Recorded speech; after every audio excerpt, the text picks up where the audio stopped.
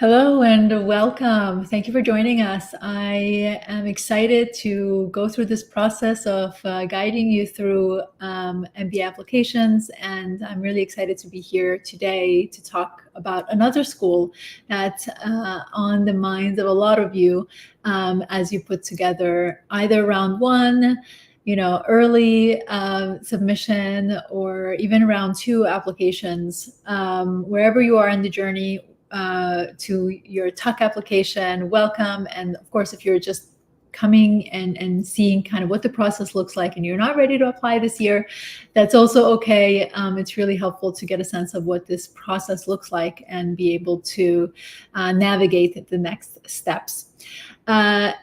Today, before we go into the tuck application, just a few logistics. We are live on a variety of platforms, so wherever you're joining us from, welcome, first and foremost.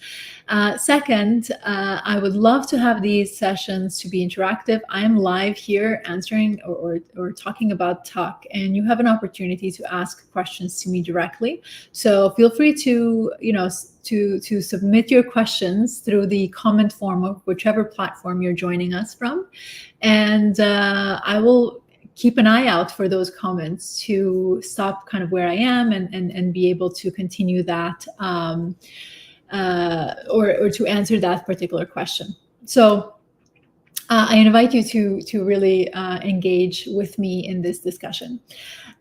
Next week, I know we're approaching round one and round two, or really round one applications, and a lot of you maybe are still going through the GMAT retakes or are not fully ready, but would really like to apply in round one. I will be talking about which rounds to target and what does it mean between round one and round two.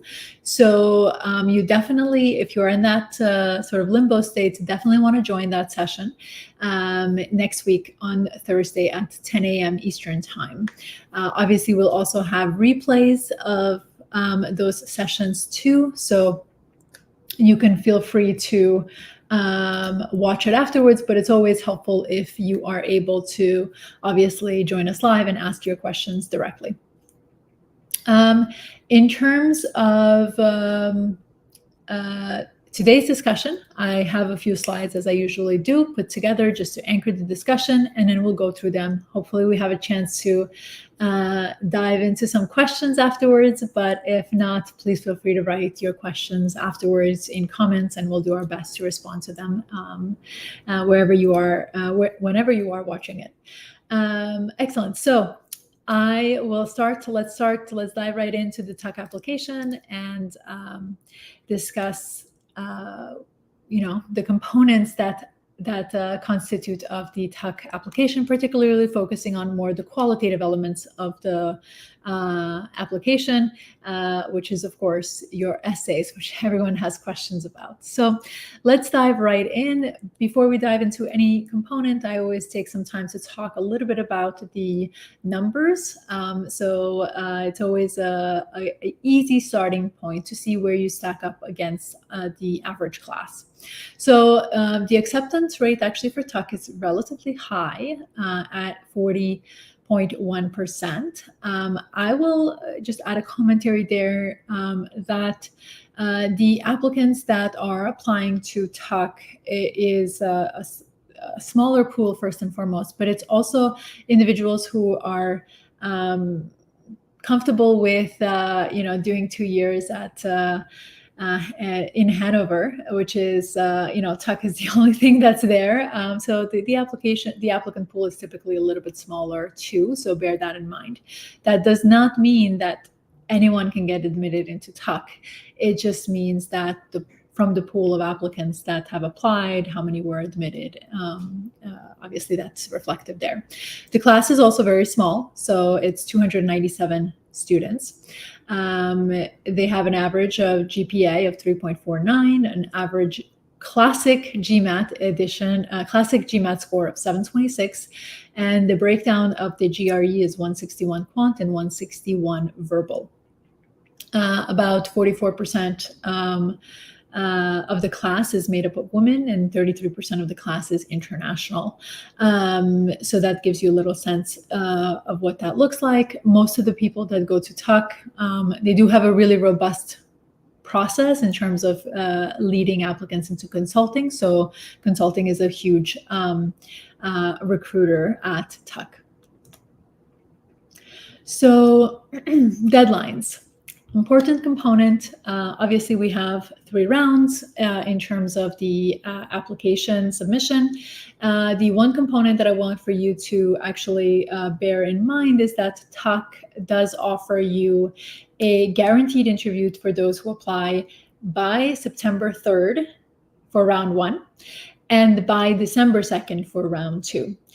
I will just make a note here to say that don't submit an application just because there's a guaranteed interview if it's not ready. It's a really important component to keep in mind because just because you have an interview, it does not mean that you're going to get admitted. So if your application is not up to standards of what Tuck is expecting, just wait and apply in round 1 or round 2, whichever one you are looking to target. Quality is more important than the speed with which you submit that application. So keep that in mind. Okay, so what is the evaluation criteria? This is something that is totally available on Tuck's website. They tell you exactly what they're looking for. If you look at these components, it's not just about your, test score. It's not just about your professional experiences. They're looking for really a dynamic person. So they want someone who is smart, who is curious, who is engaged. That is someone who, learns from challenges and is continuously looking to grow. Obviously accomplished. They want to see that you have a track record in terms of career progression. If not career progression, because sometimes it's not, there's a process to that, depending on the company you're coming from. They do want to see that you have grown in terms of complexity of projects that you worked on over time. Obviously, you need to be someone who is aware, ambitious, and purposeful. And what that means is someone who understands their own experiences, understands their own strengths and weaknesses, and is able to bridge the past with the future in order to be, a leader who is also purposeful.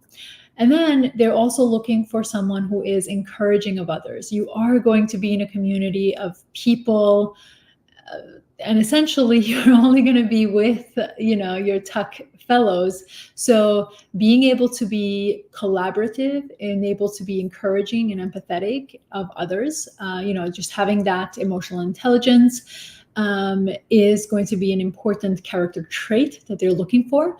And that's going to come through, all of these are going to come through not in only one place of your application. So applicants really need to keep this in mind as they're putting together any application to any school. It's not that, your leadership, your curiosity is only going to show up in your essays.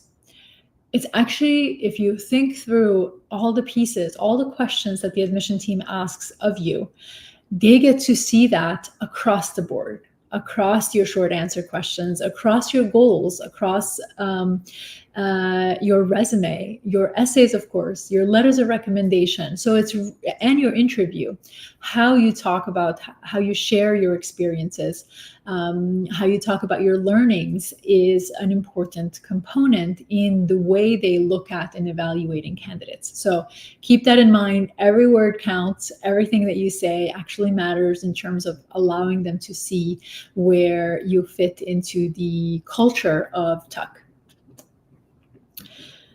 So how do you approach, showcasing these characteristics is a question that I ask throughout these school-specific discussion. And the reality is that reflection is something that you must do in order to submit a really strong application.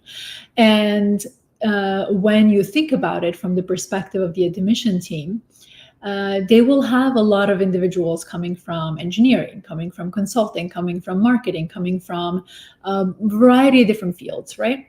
And if you have similar job responsibilities, how do they choose between one and another? And typically the difference maker is the reflection in how deep you dive into the experiences that you have, the meanings that they have had for you, and the impact that it has had in the communities, generally speaking, that you have been a part of. And so by communities, I mean any group, any place where you're engaging with others, whether that's in your volunteer engagement through extracurriculars, whether that's in your work environment, and school experiences, any kind of environment that you are in terms of what you're sharing with the admission team, it will be demonstrated through all of those. So the parts of the application for TUC are, of course, your education. So that means your transcripts from undergraduate. If you've done graduate studies, you'll need to make sure that you're including those as well. If you've attended multiple schools, make sure that you put those pieces together.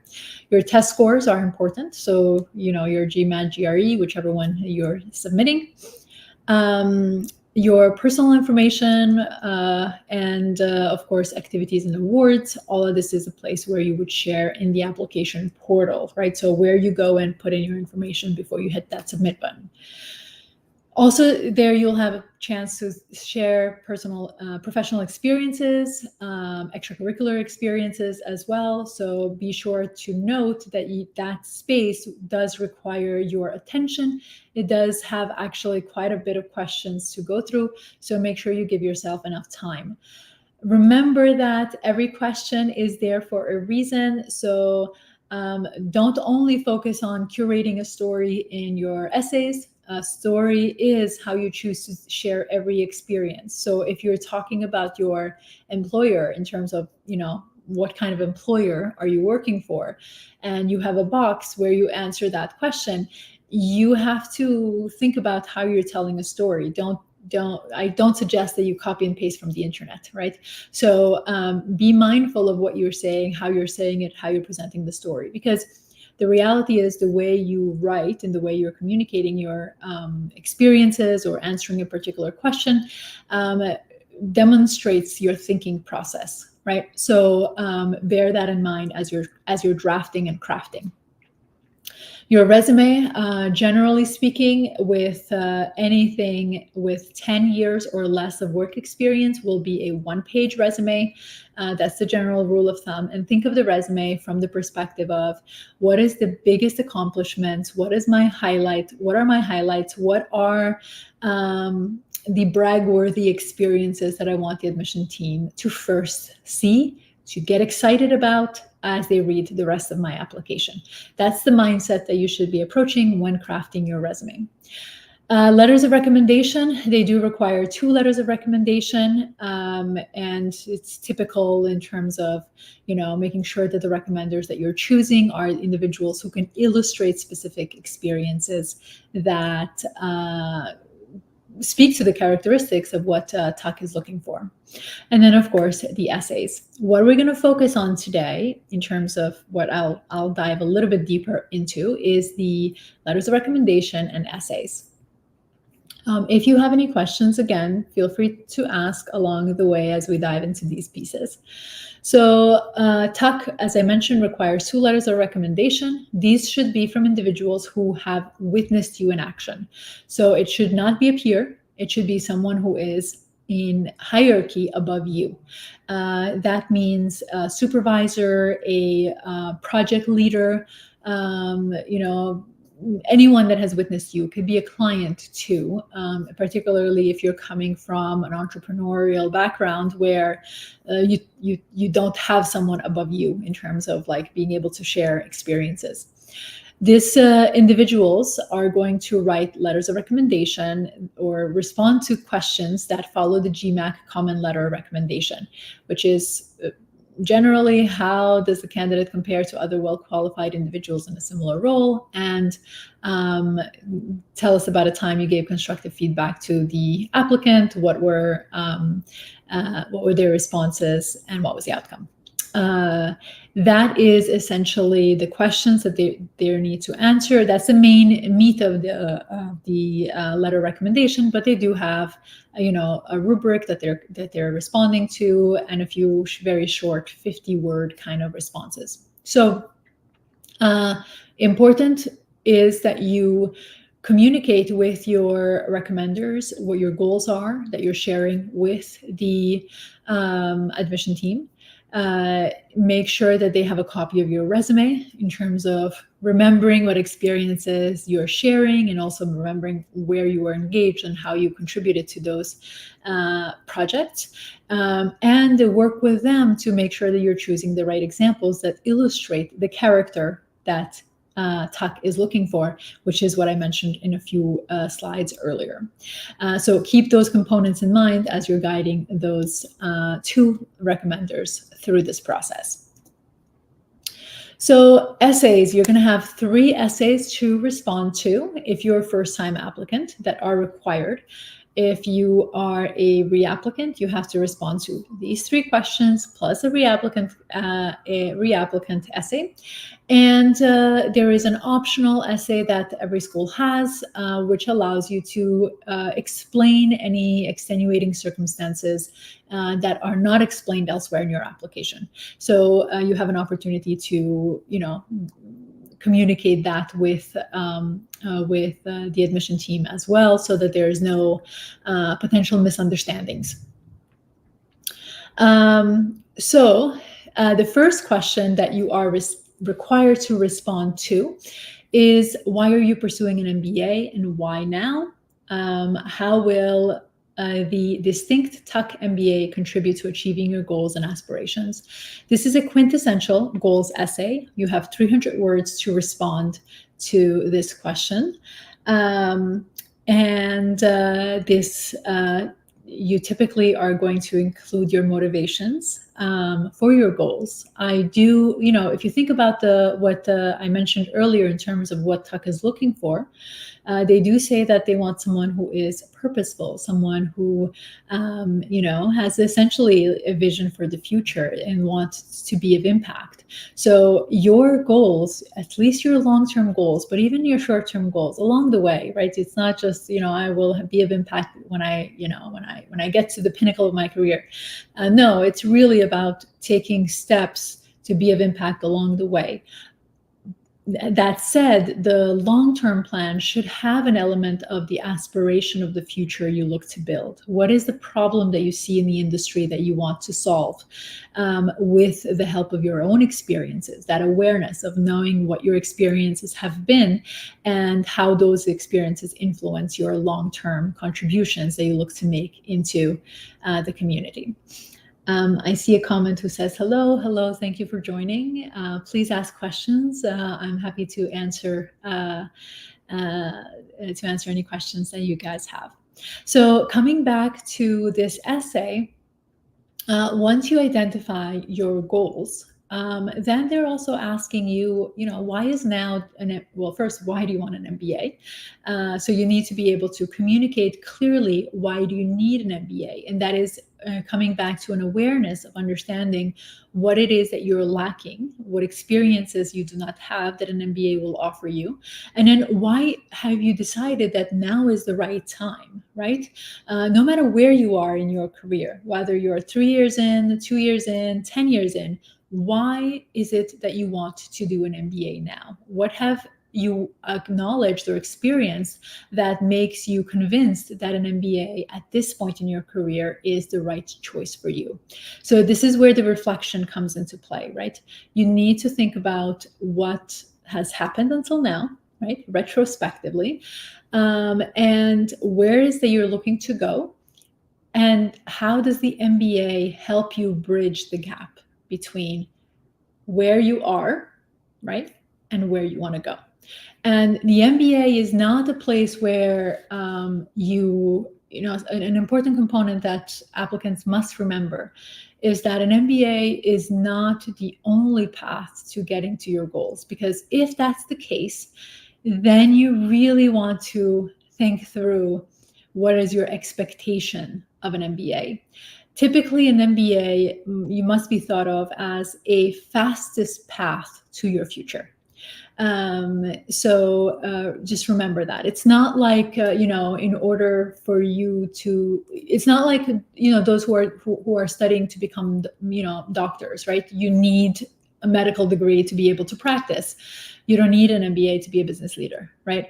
So the idea here is that you are looking to get an MBA to help you get to where you want to go faster.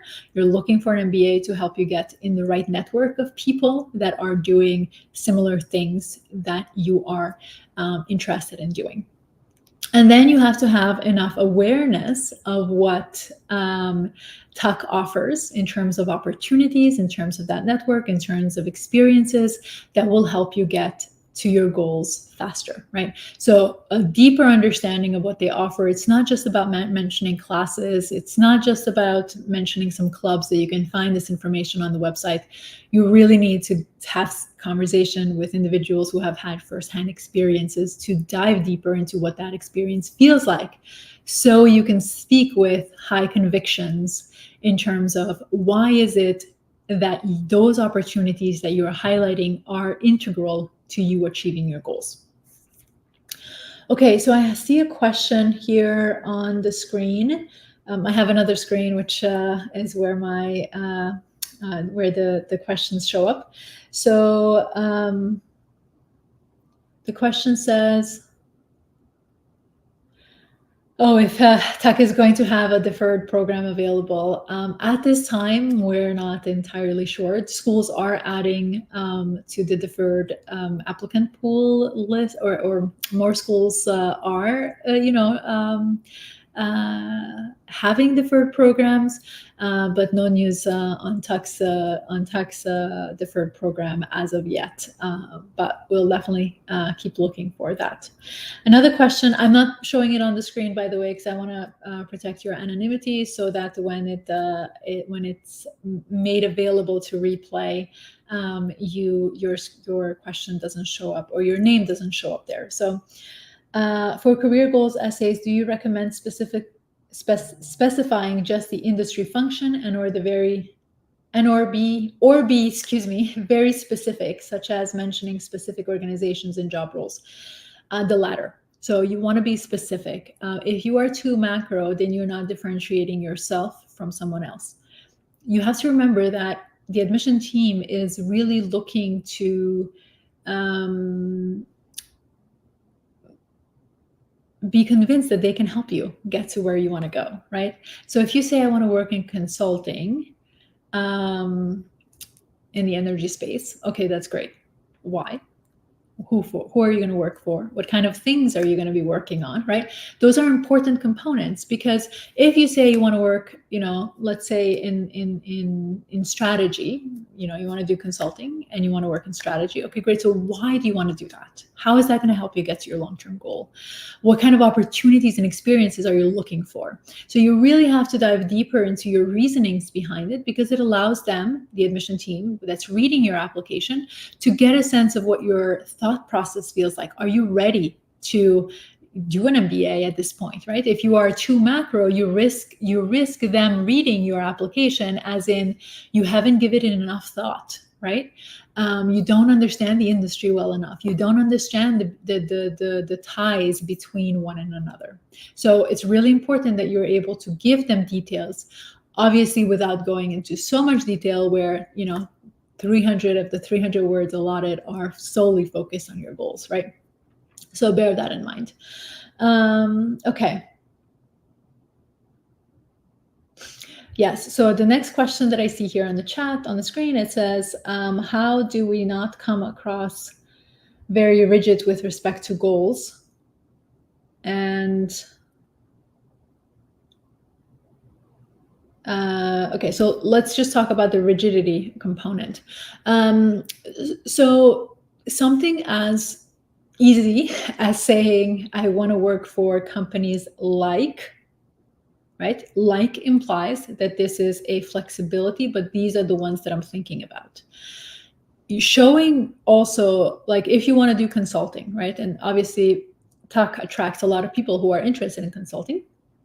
If you say, I want to work for companies like McKinsey, BCG, and Bain, you're saying essentially, I want to work for the top of the top players. And that does not show flexibility, right? From Tuck's perspective, they will see this as, well, you only want to work for MBBs, and MBBs may not have an opportunity for you. You're not going to be happy that you didn't get that job. Therefore, you may choose to not get a job and keep searching, which will impact our employment report, and so on and so forth. Like, you can see that the line of thinking of where it's heading. So the way you can show flexibility is by saying, I want to work for the likes of McKinsey or EY, for example, right?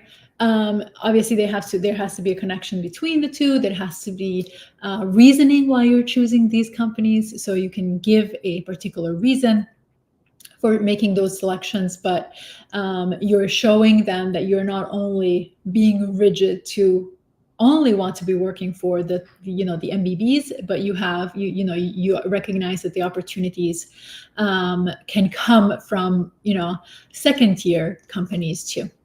That's the idea here. Okay, now another question is, if someone is considering to do investment banking, considering the low placement rate into finance, would you advise someone to pursue Tuck? It's an excellent question.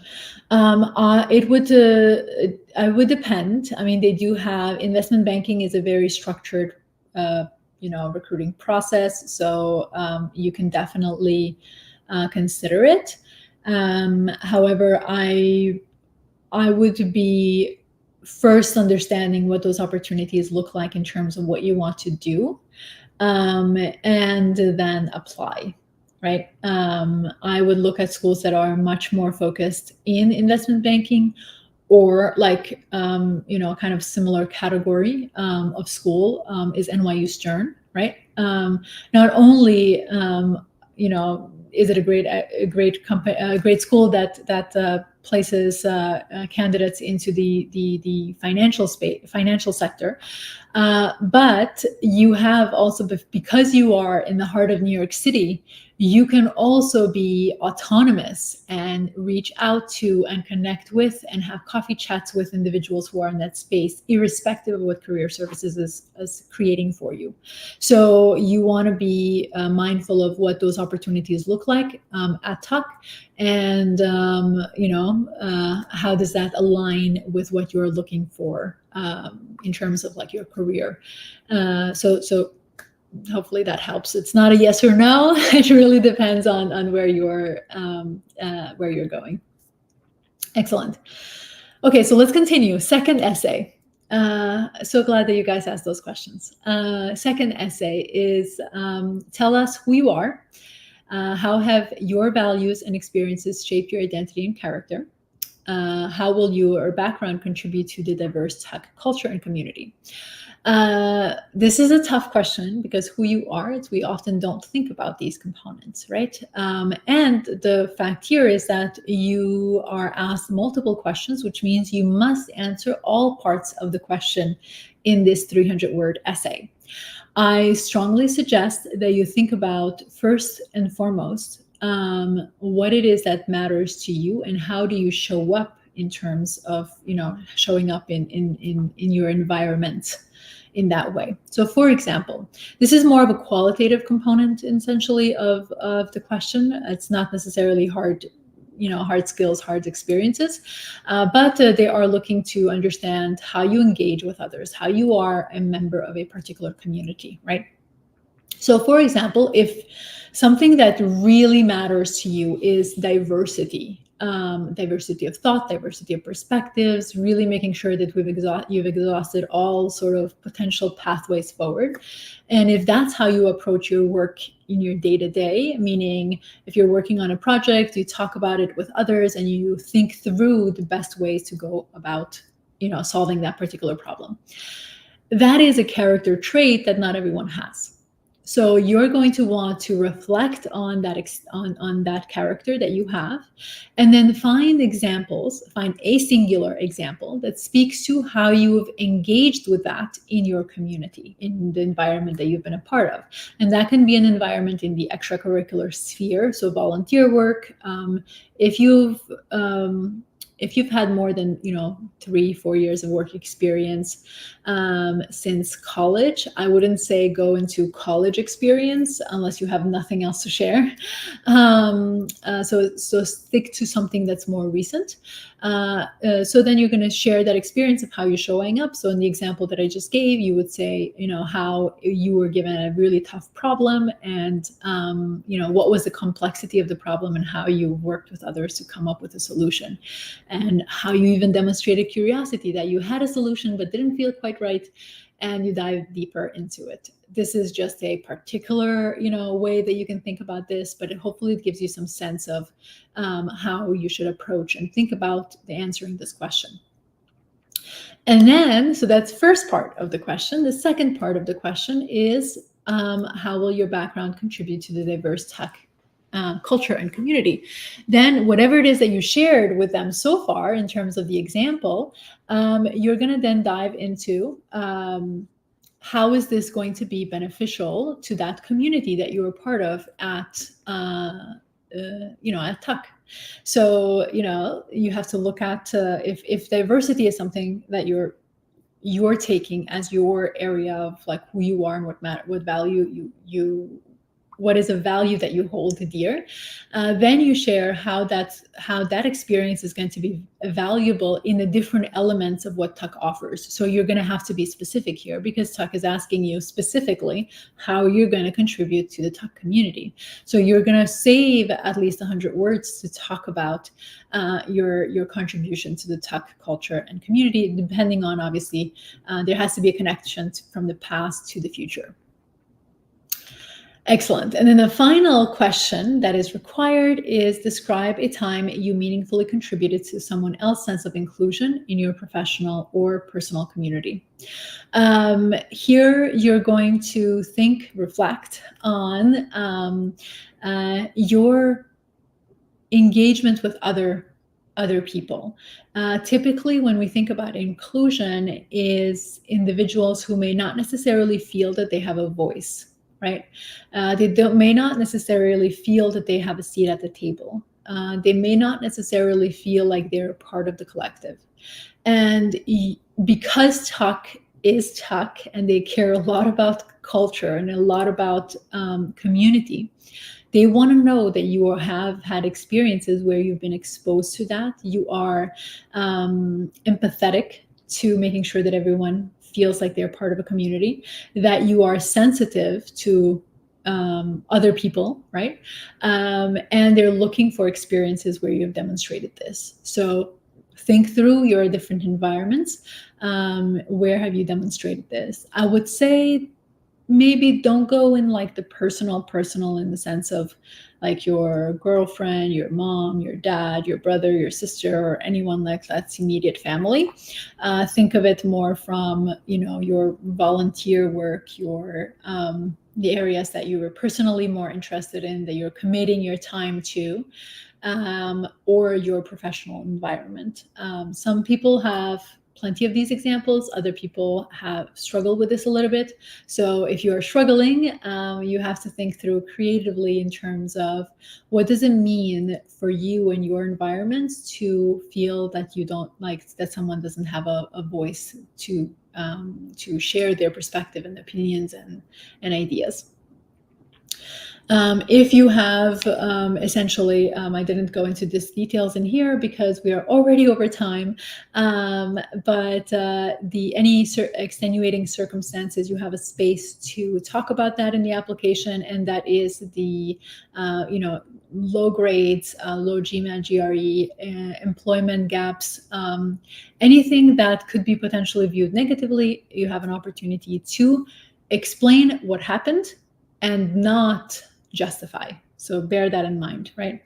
You shouldn't be saying something like, I got, I failed X classes and that was because my professor was really tough, Like, obviously, no one wants to hear any one of those components, but you just share what was going on in your world that resulted in those opportunities.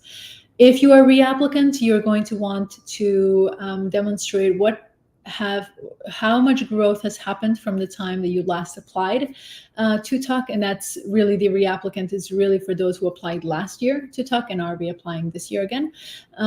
You're going to talk about essentially the growth that happened since your last year's application.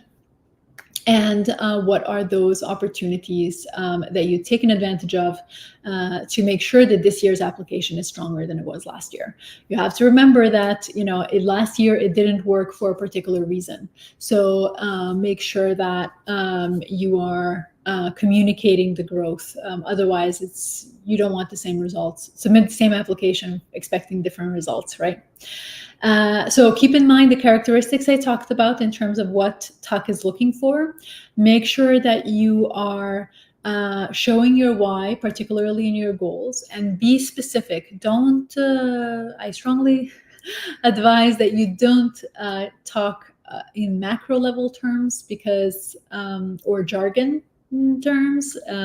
It can be very confusing, and it doesn't help the admission team feel that they can really know what it is that you want to do. Therefore, they can question your readiness for an MBA. And remember that whatever it is that you share, it's all about you. You are the center stage. You are on the spotlight is on you in terms of how you engage with others, how you show impact. Every component of the application is really about you. So as you write through this application, just remember that you want to be compelling. You want to be very clear, and remember that your first draft is never going to be entirely clear. So know that you need time, and then be concise because you only have about 300 words per essay to respond to those questions, which with needing a lot of detail in there to be able to demonstrate that you are a competitive and compelling candidate for the Tuck MBA. So with that, I don't think we have time for more questions because like I said, we're already over time. But reach out if you have any questions. If you're looking to get support in your application journey, reach out to schedule a consultation with me. We talk for 30 minutes on your case and how it can support you in terms of helping you submit a really strong application for this cycle. Excellent. So thank you again, and I will see you next week when we talk about round 1 and round 2. So register for that event if that's something that you are considering yourself.